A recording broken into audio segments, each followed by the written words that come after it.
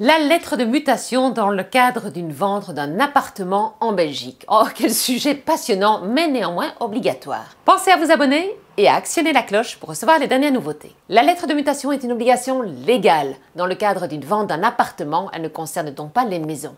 Elle est obligatoire avant le compromis et avant l'acte. Elle sera demandée par votre agent immobilier si vous êtes bien accompagné ou par votre notaire, qui d'ailleurs le redemandera avant l'acte. Elle a bien évidemment un coût qui vous sera imputé dans vos charges et elle est adressée au syndic. Le syndic devra donc y répondre et donner les PV d'AG, donc les procès-verbaux d'Assemblée Générale des 3 dernières années, les décomptes de charges des 2 dernières années, le bilan, les procédures judiciaires en cours, les arriérés de charges, le fonds de réserve et le fonds de roulement. Je vous renvoie d'ailleurs sur la vidéo sur les fonds de réserve, les fonds de roulement et les charges.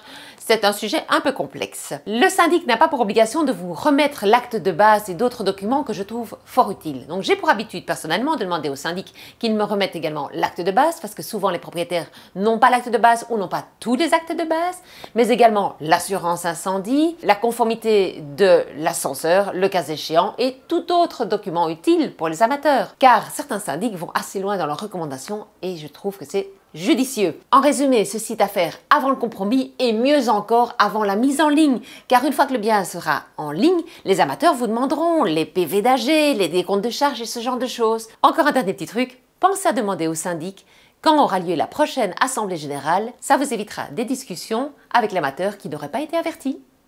À bon entendeur, salut!